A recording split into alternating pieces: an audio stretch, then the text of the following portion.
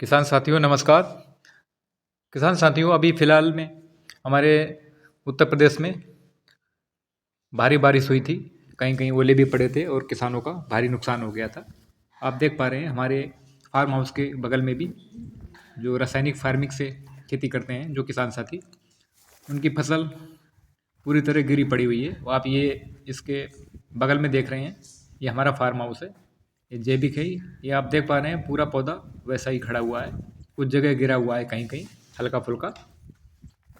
आप ये और बगल वाले में आप देख पा रहे हैं क्योंकि इसमें यूरिया डीएपी का ही प्रयोग हुआ है, इसलिए इसका गेहूँ गिरा पड़ा है।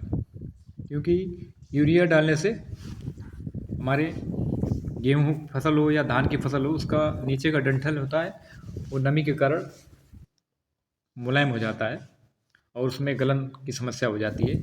यानी कि जैसे ही जैसे पकने की अवस्था आती है तो कमज़ोर हो जाता है और कमज़ोर होने के बाद थोड़ी सी भी हवा चलती है किसान साथियों तो ये पौधा गिर जाता है। आप देख पा रहे हैं संपूर्ण खेत का गेहूँ पूरा ज़मीन पर गिरा हुआ है। तो यदि आप मिश्रित खेती करते हैं तो आपको 25 से 30% हानि होगी, और आप जैविक खेती करते हैं तो आपको ये हानि ना के बराबर होगी। यदि आपने कहीं कमी की होगी तभी ये आपका 10 से 5% इसमें लॉस हो सकता है। तो किसान साथियों आप जैविक फार्मिंग को अपनाना आज से ही आरंभ करें। यदि आप नहीं अपनाएंगे तो 4-5 साल में हमारी खेती करने लायक नहीं बचेगी, और आंधी तूफान आएंगी तो ऐसी फसल हमारी ज़मीन पर गिरती रहेगी और गिरने के कारण हमारी फसल हमेशा नष्ट होती रहेगी और हमको उत्पादन ज़्यादा प्राप्त नहीं होगा। इसलिए किसान साथियों आप जैविक खेती आरंभ कर लें, अपने खेतों में जीवाणुओं को चलाएं। जीवाणु हमारे खेत में जब रहेंगे और हम उनको भोजन देंगे तो हमारी इससे मिट्टी में से कार्बन की मात्रा बढ़ेगी। जब कार्बन की मात्रा बढ़ेगी तो हमें अन्य चीज़ों को देने की आवश्यकता कम होगी, और ये जो बेमौसम बारिश होती है, आंधी चलती है, तूफान आती है, इनसे हमारी फसलों को बचाव होता है। यूरिया का प्रयोग हमें बहुत ही संतुलित मात्रा में करना चाहिए किसान साथियों। कई किसान साथी क्या करते हैं, क्योंकि यूरिया का रिकमेंडेशन डोज जो होता है वो 3 बार में होता है कि हमें यूरिया 3 बार में प्रयोग करनी चाहिए, बल्कि 4 बार में।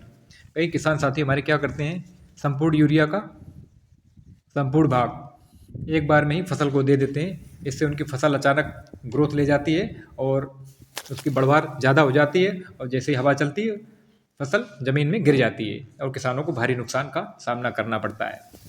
तो किसान साथियों आप जैविक खेती की तरफ कदम बढ़ाएं कुछ मात्रा में, और जो खाद देते हैं वो संतुलित तरीके से दें, और कोई भी फसल हो उसमें आप पोटास को अवश्य दें।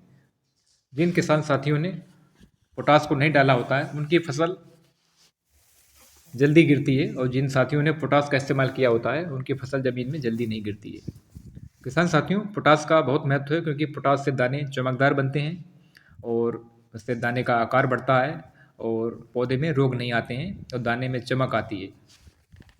क्योंकि दाने की सेहत पोटास देने से ही बनती है। इस प्रकार किसान साथियों आप समय समय पर सभी तरह के माइक्रोन्यूट्रिएंट्स दे सकते हैं, क्योंकि अलग अलग किसान साथी अलग अलग तरह की जैविक खेती करते हैं।